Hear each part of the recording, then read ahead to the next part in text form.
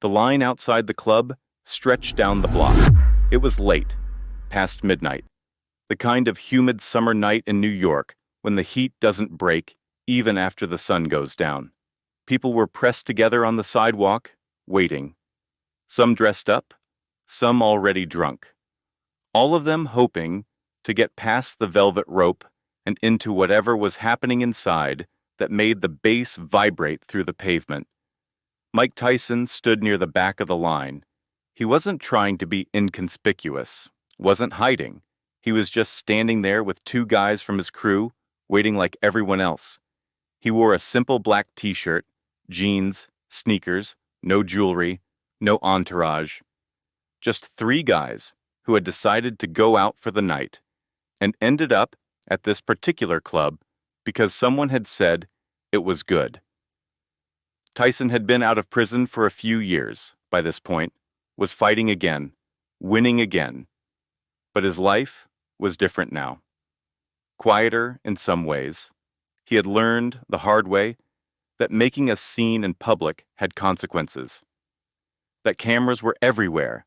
That one moment of lost control could end up on the news, could affect his license, his ability to fight, his freedom. So he had gotten better at managing himself, at staying calm in situations that used to make him react. But standing in line outside a nightclub, anonymous in the crowd, was something he hadn't done in years. When you're the heavyweight champion of the world, you don't stand in lines. People come to you. Doors open, ropes get lifted. That's just how it works. But tonight, for whatever reason, no one had called ahead, no one had arranged anything, and Tyson, not wanting to make a thing out of it, had just gotten in line like everyone else. The bouncer at the door was big, 6'3", maybe 6'4", thick neck, arms that stretched the fabric of his black polo shirt. He had the look of someone who had been doing this job long enough to have seen everything, every drunk, every argument, every person who thought they were special enough to skip the line. And his face showed it, flat, unimpressed, the kind of expression that says, I don't care who you are or what you think you deserve. You wait like everyone else. The line moved slowly. Every few minutes, the bouncer would unhook the velvet rope and let a few people through. Sometimes he'd check IDs. Sometimes he wouldn't. His decisions seemed arbitrary, based on criteria only he understood.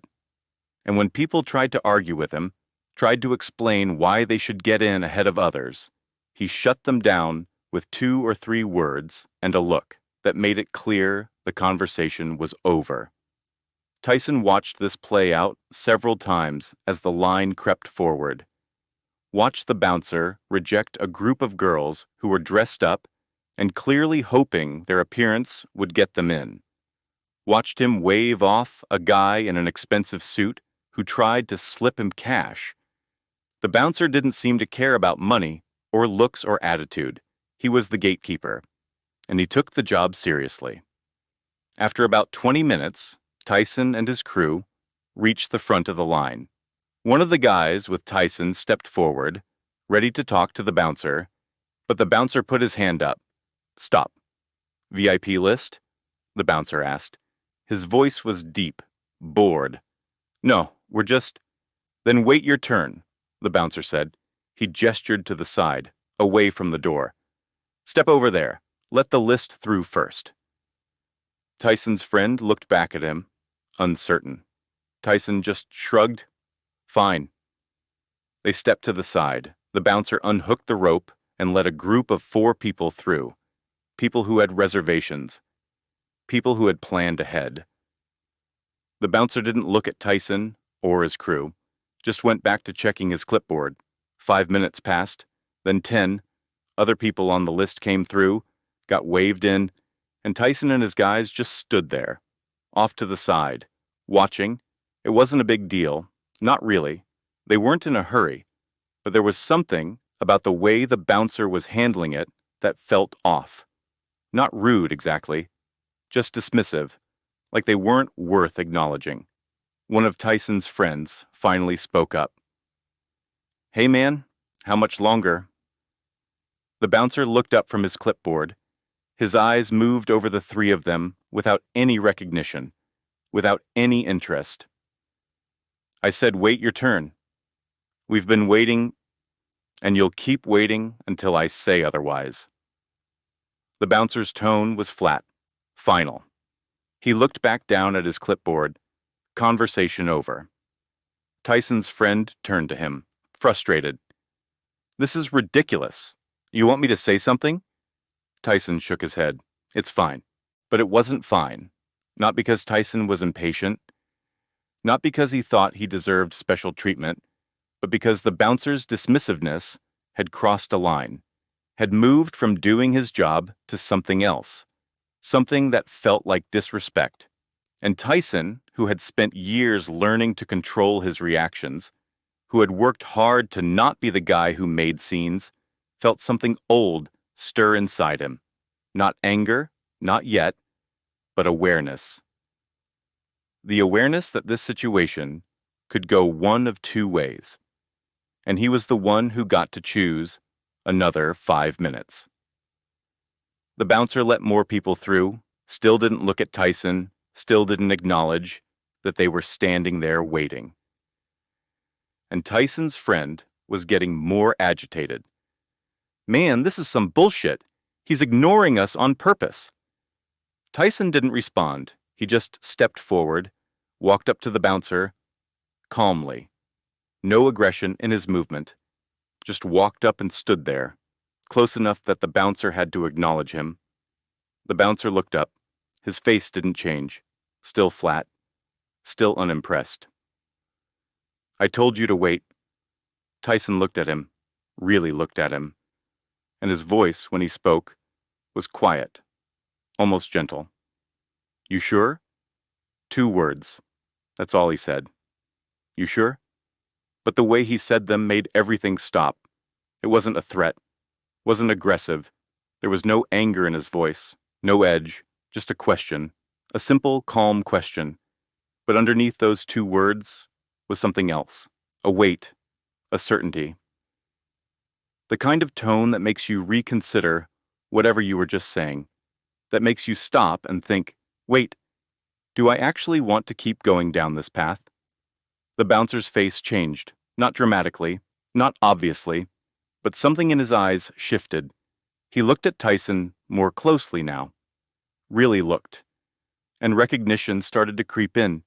The build, the face, the way Tyson was standing there, calm, patient, but with an energy underneath that calm that suggested he didn't actually need to get into this club, didn't need anything, was just giving the bouncer a chance to reassess the situation before it became something neither of them wanted. The bouncer blinked. His hand, which had been holding the clipboard, lowered slightly. He opened his mouth like he was going to say something, then closed it, then opened it again. Tyson didn't move, didn't repeat the question, just stood there, waiting. And in that waiting, in that patient, unhurried silence, the bouncer understood that he had made an assumption, had treated these 3 guys like they were nobody, and one of them was very much not nobody. The bouncer's jaw tightened. He looked down at his clipboard, then back at Tyson, and for the first time since they'd been standing there, his expression changed from flat dismissiveness to something else. Not fear exactly, but respect. The kind of respect that comes when you realize you've been talking to someone who could have made your night very difficult, but chose not to. "Yeah," the bouncer said quietly. "You're good. Go ahead." He unhooked the rope, stepped to the side, and Tyson nodded once. Just a small acknowledgement. Then he walked past. His crew followed, and as they went through the door into the club, the bouncer stood there, hand still on the rope, watching them go. Inside, the music was loud. The lights were flashing, People were dancing and drinking and doing all the things people do in clubs. Tyson and his crew found a spot near the bar. One of his friends was grinning. Man, you see his face? He almost shit himself when he realized who you were. Tyson didn't smile, didn't celebrate. He just ordered a drink and watched the crowd, because what had just happened outside wasn't something to be proud of.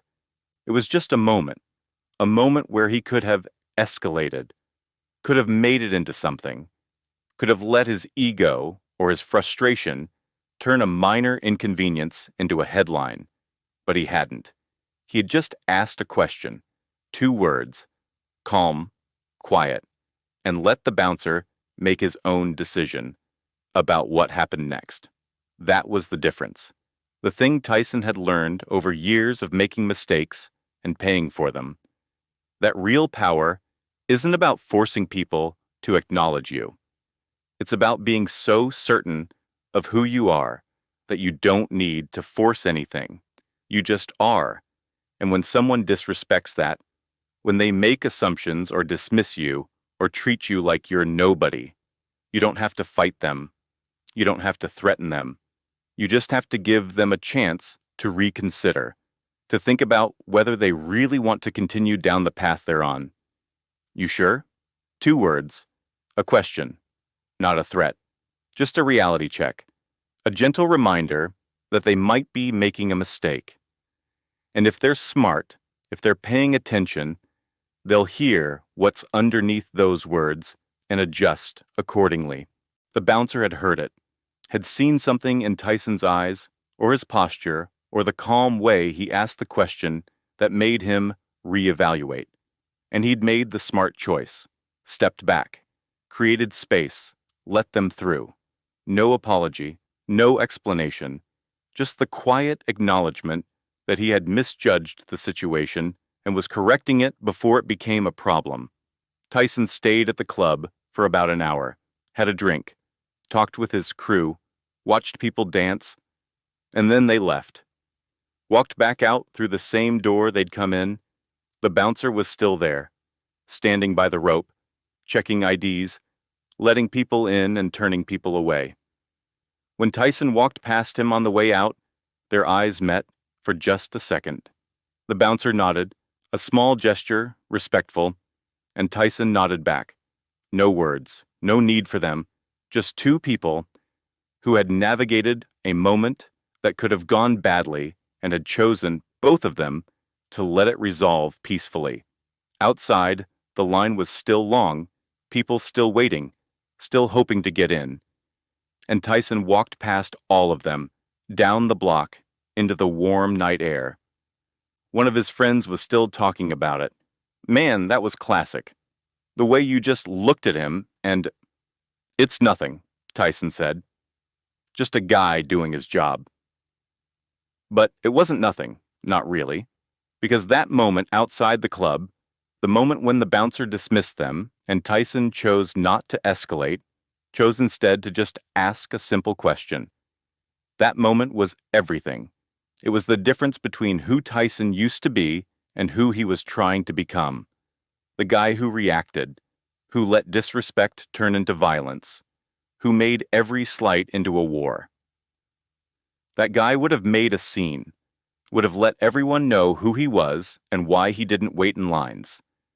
But this version of Tyson, the one who had spent years in prison thinking about his choices, who had lost everything and was slowly building it back, this version understood something the old version didn't, that you don't prove your power by using it.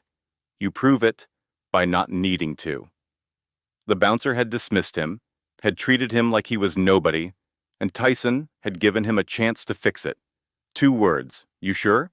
And the bouncer, hearing something in those words that made him reconsider, had stepped back, had created space, had shown, without saying it, that he understood he'd made a mistake.